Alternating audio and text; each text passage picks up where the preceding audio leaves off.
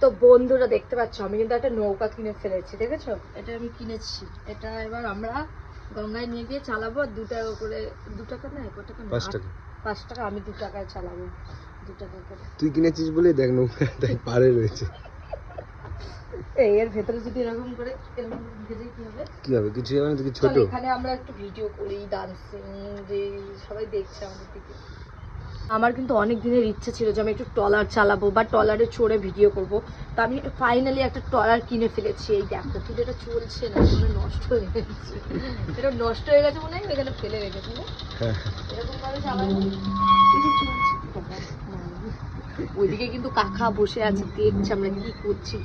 ছেলে মেয়ে তো ভাবছে কি ইটিস বিটিস ফিটিস হচ্ছে নাকি, তার জন্য। বুঝতেই তো পারছো। যাই হোক, আমার খুব মজা হলো যে আমি চালাবো ভেবেছিলাম। যাই হোক, জলে না চলুক, স্থলে তো চলছে। জমির মধ্যে ট্রলার।